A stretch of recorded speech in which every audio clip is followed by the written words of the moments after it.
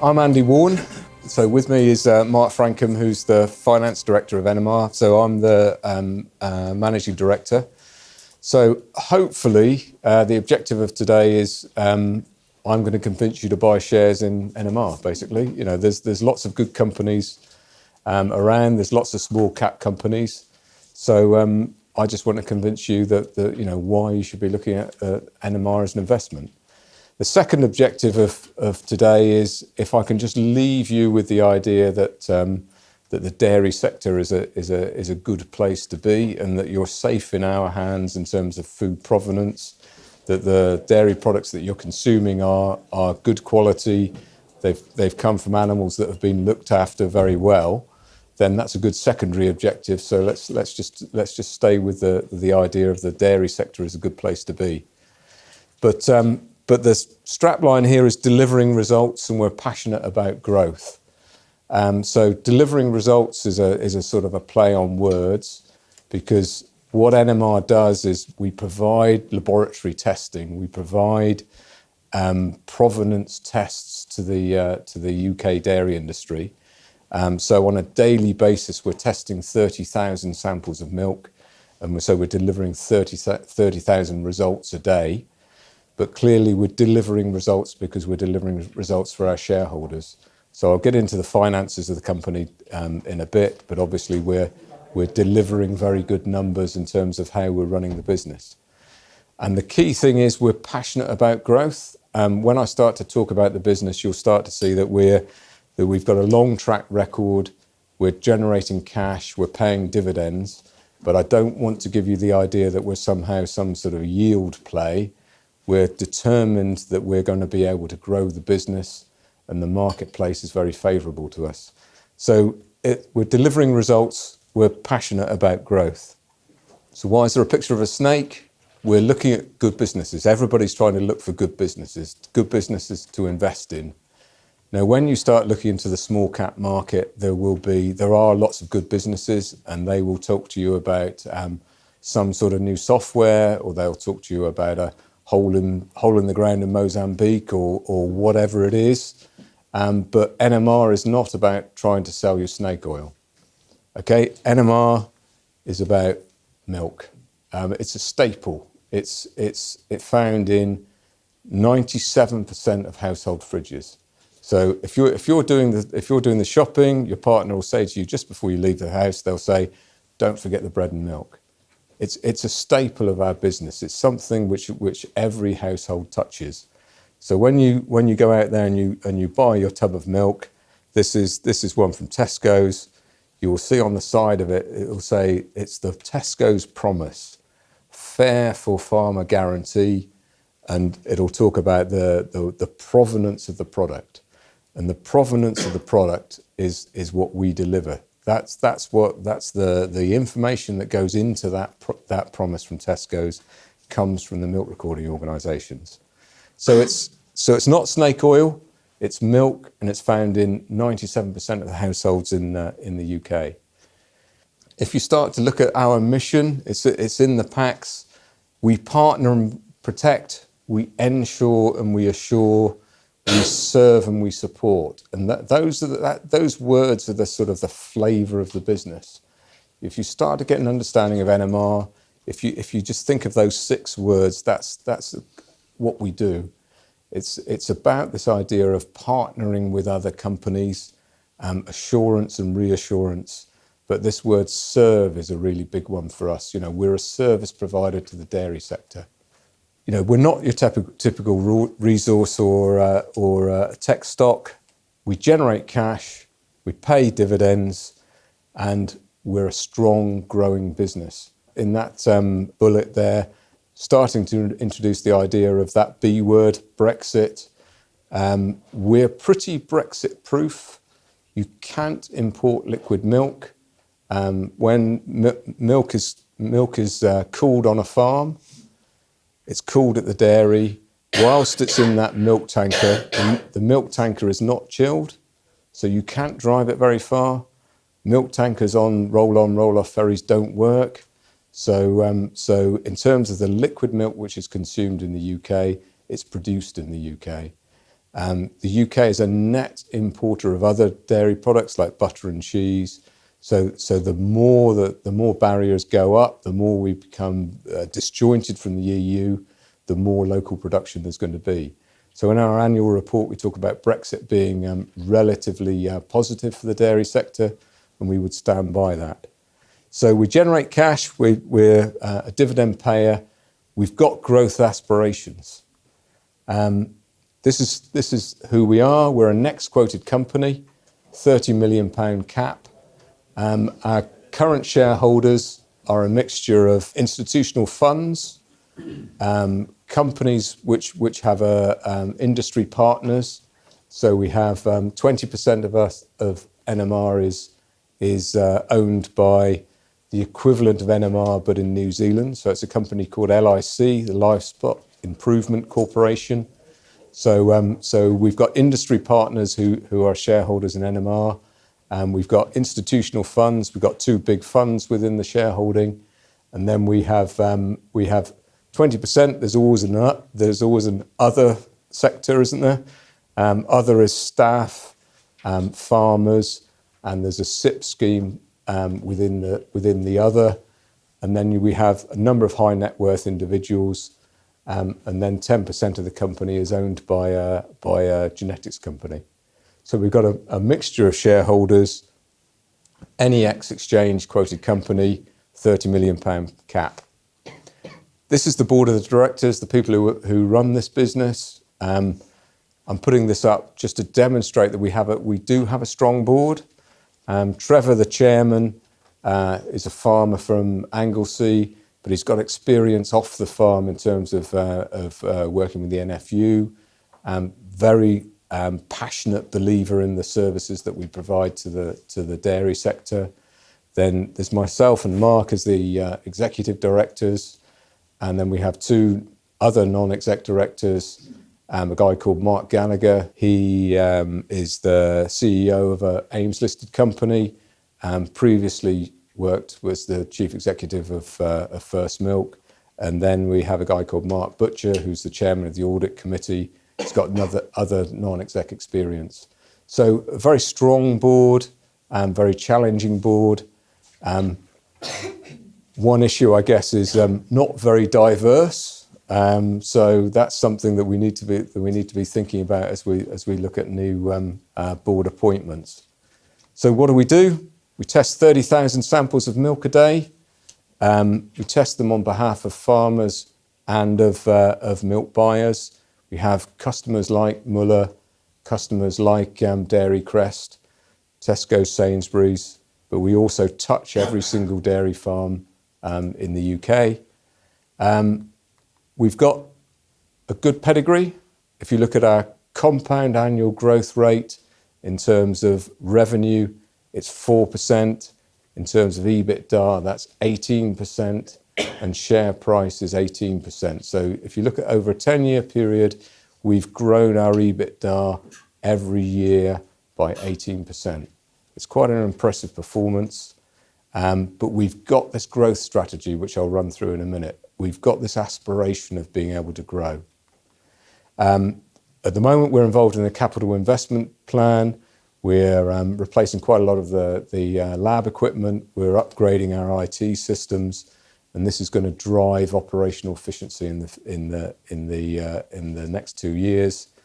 And still got the board. Although we're an NEX exchange listed company, the governance of the company is really good. So we've got all of the committees that you would expect to have on a public company. We've got our corporate and social responsibility committee, which is driving the development of those aspects of the company, and we're in a staff improvement program as well. So we're doing the right things to build a business in the next 5 years. People who know NMR will know these different revenue sectors. National Milk Records, which is milk recording. National Milk Laboratories, which is the payment testing business. And then we have these other revenue streams. I'm going to talk through relatively quickly 4 revenue streams, which give you an idea of the progression of the business. So the original milk recording business, this is the business which has been trading since 1945. The end of the Second World War, there was not enough food to eat, so government got involved in food supply. So they created things like the Milk Marketing Board, or the Meat Marketing Board, or the Potato Marketing Board. So government got involved in food supply. And in terms of milk recording in the dairy sector, what this service does is, in very simple terms, you record the yield of an animal and you keep that on a database. And so the farmer knows what the good cows look like, and he obviously knows what the bad cows look like, and therefore he can breed from the better cows. So milk recording drives the genetic improvement of the herd. So the overall efficiency of the herd is delivered by the fact that you're identifying good cows in the herd, because you're recording in the average yield and on a monthly basis you're seeing which are the better cows. So both the yield of the animal and the quality of the milk. Now on top of that has been laid all sorts of food safety issues, and animal health issues. So we're testing the milk for diseases, we're testing the milk for contaminants. But in overall terms, the milk recording business is all about driving the efficiency of the herd. The next business that we developed on top of the milk recording business was the payment testing business. So this is the business which works on behalf of the milk buyer. So the customer is Mello, or the customer is Dairy Crest. We deal with all of the milk buyers in the UK, and we get a bulk sample of milk. So every time a tanker collects a sample of milk from a farm, we get a sample of milk from the tanker, and that allows us to determine the quality of the milk that the farmer is selling to the milk buyer. Usually that means 1-to-1, so one farm, one tanker, but it could be that a large farm, 2 tankers might go there on the same day, but one tanker usually visits, say, 6 farms on a run. So when the tanker gets back to the dairy, it will have 6 samples of milk from 6 individual farms, and we would test each of those 6 individual samples. So that's payment testing. So we went from milk recording as our core business, then we developed which is about 43% of our revenue. Payment testing is now 22% of our revenue. Then we developed our third area, which is disease testing, which is 23% of our revenue. So we've gone from milk recording, payment testing, and then disease testing.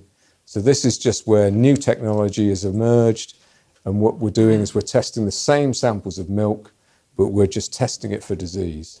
So Johne's has been a very big success for us. Johne's is a wasting disease of cattle.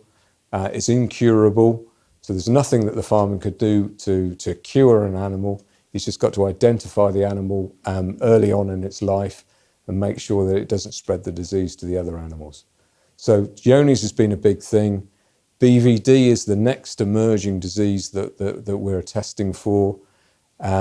This is bovine viral diarrhea. Doesn't sound very good. It's a wasting disease of cattle. And if you look around Europe, there's countries like Switzerland, Germany, Southern Ireland, where they've had national BVD eradication programs.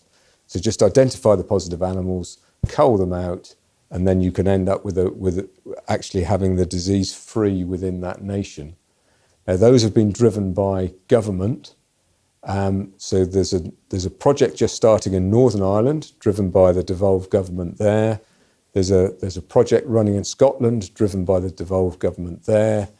And one of the big things is now what happens in England and Wales. And so as the BVD initiatives start in England and Wales, we're really well positioned to tap into those. So disease testing is a key area for us that we've developed. And then the next big thing for us, so we've gone from milk recording into payment testing, into disease testing. The next big thing is genomics. So genomics is a new technology, and as I sort of explained, we know who all the good cows are, we know who all the bad cows are. So we take a DNA sample from all the good cows, DNA sample from all the bad cows, and then we can recognize the DNA of a bad cow or a good cow. Then you have two calves, 6 weeks old, take a DNA sample from both those animals, compare it to what we call the genomic key, and I can tell you which of those animals is going to be the better one, simply from its DNA.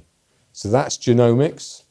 It allows us to identify the better cows earlier in the life cycle, which then allows the farmer to treat those two different animals early on in a different way. So the animal which is going to be the better cow will be bred with better semen right from the start. So genomics is an emerging area, and when you look at the US market, most bright ideas start in the US.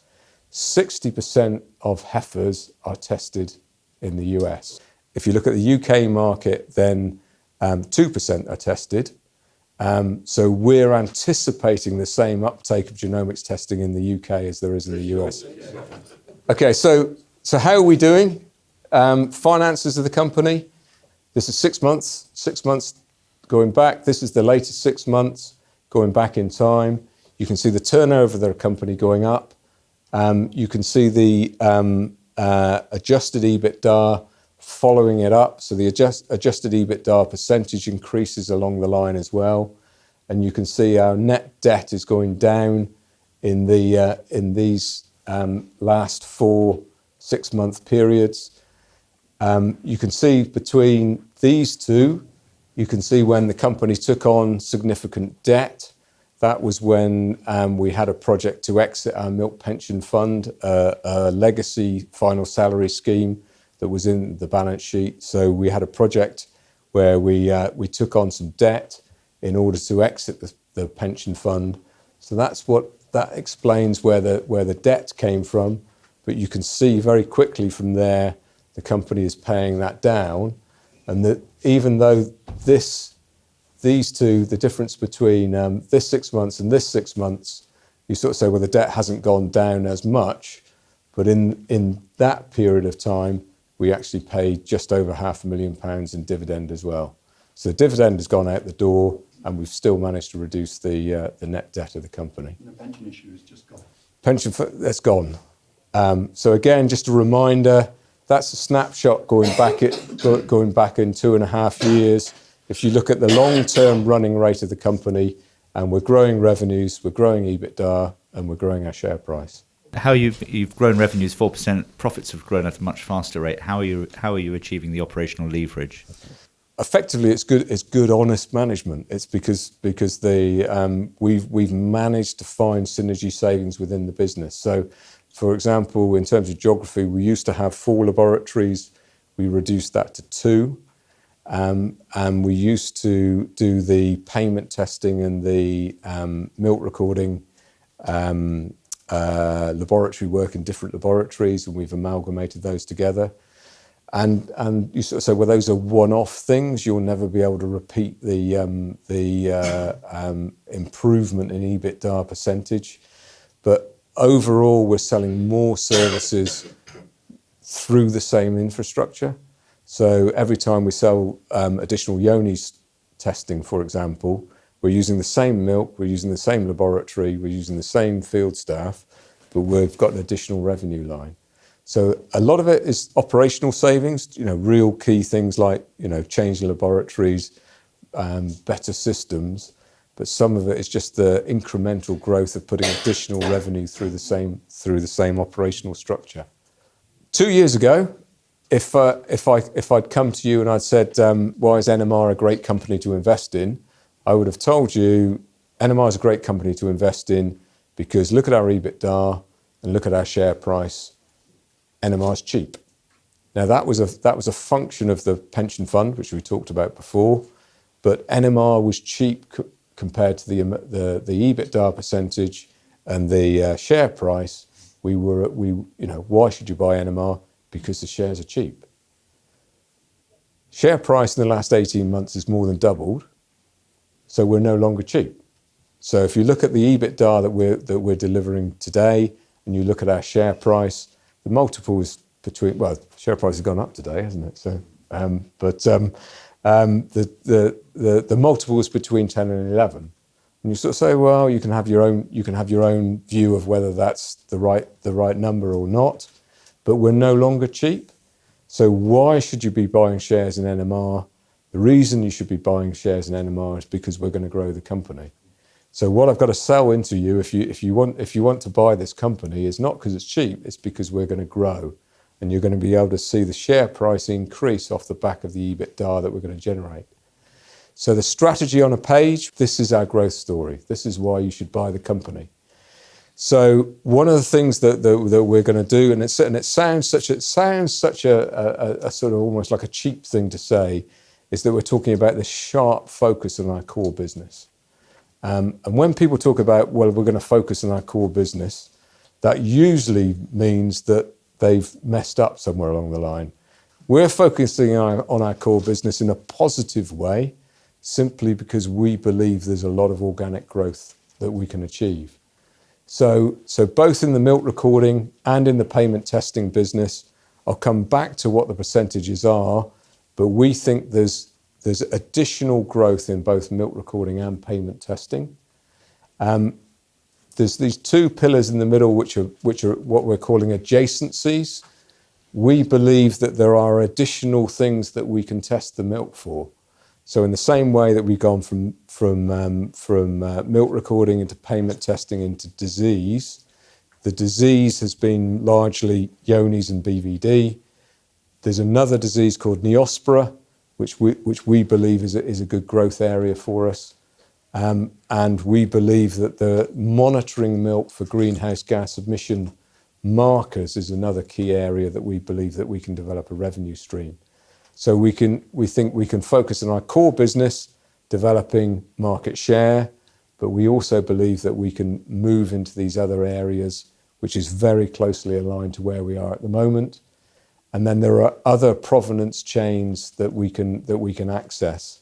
So one of the key focuses at the moment is the use of antibiotics in the food supply chain, not just dairy, just pigs, in livestock, and monitoring the use of antibiotics in the supply chain is a key service that we think we can develop.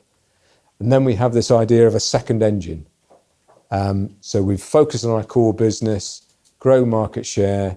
Then we build these additional tests alongside, but we also have in our head this idea of a second engine, and that comes a lot out of the genomics space. So within our financial plans, we're looking at significant growth in genomics, and there's a new type of milk recording which falls off the back of that called GeneCells, which we believe is a very good disruptive technology which will allow us to grow our business. So we're talking about growth, but relatively close to home. And the enablers, the four things that will get us there, are this innovation and development of technology. A lot of it is all about growth of digital capabilities in terms of the Internet of Things and moving data around. A lot of people management, a lot of people progression, and we're looking for that next engine, that second engine, that's into the genomic space. Give you a flavour of it. In our core services, we've got a 50% market share, 49% market share. That means that we haven't got 51%. So if we just focus in on our recording business, either growing into the non-recording sector or taking customers from existing recording organisations, we've got a great opportunity to grow. We've got a local opportunity in terms of Northern Ireland, because up until now they have been less focused on Johne's control, and that's going to give us a great opportunity to grow. In payment testing, our milk buyers will some milk buyers will be spending £21 per farm per month. Some milk buyers will be spending £80 per farm per month, depending on the depth and the rigor at which they're doing the payment testing. So it's not beyond the wit of man to say, well, the £21 has got to be higher. So we're talking about growing market share in terms of milk recording, but we're talking about growing the overall size of the payment testing market. Then we have these two adjacencies: testing milk for other things. Neospora is a key one, and new services such as antibiotics monitoring. And then we have this second engine of genocells and genomics. On top of that, in terms of our growth strategy, the B word again, Brexit, mildly positive for the UK dairy industry, certainly not a threat. So investment case, one of the key words that you should take away from NMR is this word trust. We're trusted by the farmers and we're trusted by the milk buyers. We're a service provider that operates in the UK dairy sector, and one of our absolute commodities is the fact that people will trust us to do the right thing. So we're a respected provider of services in the UK dairy sector. That whole market is just asking for more and more services from us. So it sounds, again, it might seem a little bit lame, but if we just stand there, the market will come towards us, because the type of service that we provide, we've got a very strong brand in the marketplace. The type of service that we provide is increasingly in demand. So we're trusted. We've got a strong management team. We've got a clearly defined growth strategy, and we've got an improving market outlook. So that's why you should be looking at NMR as a investment. And assuming I've convinced you that you should be buying shares, you're going to say, okay, well, can I buy shares? What's the liquidity? How easy is it to invest in NMR? Let's go back to our major shareholders. Is there liquidity in NMR shares? So if you look at who's likely to sell, well, you go back into the likely areas. So the high net worth individuals own 11.3. So clearly that's a liquid part of the market. We have one of the investors, one of the funds is beginning to release some shares. And then the 20% of the company, which is owned by this other, that's some of the original farmers, that's some of the staff. That's again a liquid part of the market. So there is the opportunity to buy shares. It's not because we're a next quoted company. We're not like BT in terms of it's awfully liquid. But please don't get the idea it's impossible to buy shares in NMR. There is some liquidity in the market. So hopefully I've convinced you that it's a good company to buy. Hopefully you understand that there are shares available to buy. So happy to take questions. Just three quick ones really. Do you operate in Southern Ireland? Are the number of cows in the country going up or down? And how do the samples from the payment processing, how do they actually get back to your lab, or are they tested at the dairy? So do we operate in Southern Ireland? Yes. So we have a joint venture, IML. That we own 50% of a company which operates in Southern Ireland. We do payment testing for our principal customer is Lakeland. IML is growing it incrementally every year.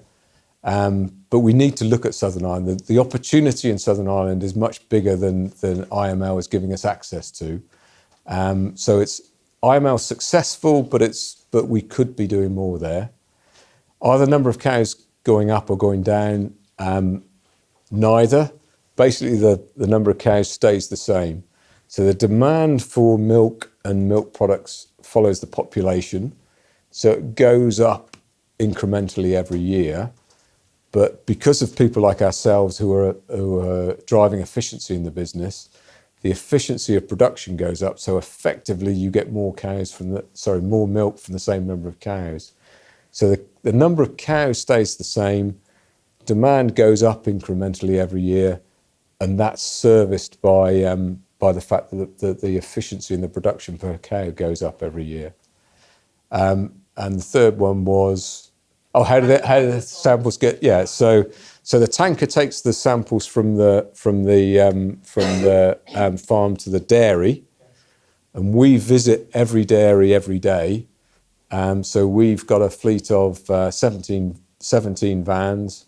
We drive 3 million miles a year, and we visit every dairy farm, every dairy every day, which is about 98 places. So they take the samples from the dairy to your lab. They don't test out the dairy.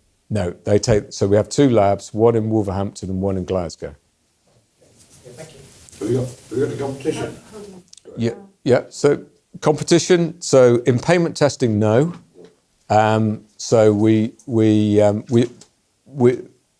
developed the payment testing business from scratch. So we bought 2 small laboratories and put them together, and then we ran and then we won the rest of the business in a competitive way over 3 years. So in payment testing, no. If anybody wants to set up in opposition to us, they can, but we don't have anybody in that sector. Yeah. And in milk recording, we have another company called CIS, which is, so we do 50% of it, they do 20% of it, and then 30% of people don't milk record.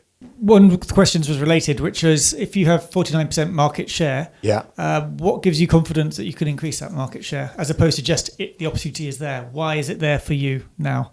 So simply because the demands on the dairy, on our customers are increasing. So whereas before milk recording was it was perceived almost as the better farmers would milk record, and the less quality farmers wouldn't milk record. Well, the opportunity to produce milk in the UK without proper record keeping is diminishing. So if you look at milk, there's a red tractor logo on it, and that assurance is at the farm level. So farmers have to be red tractor assured if they're going to supply milk to anybody who's supplying a red tractor product. And the criteria for red tractor are increasing all of the time. So, for example, the red tractor are moving towards having individual records to justify the use of antibiotics. So if you're going to treat an animal for antibiotics, you need to be able to demonstrate that it's got a disease. So you need to start to keep individual animal records of the disease patterns. Well, that's milk recording. So red tractor might not say you have to milk record, but they're going to say you have to have individual cow records, and that moves the market towards us. And secondly, will significant investment be needed for the development of the second engine?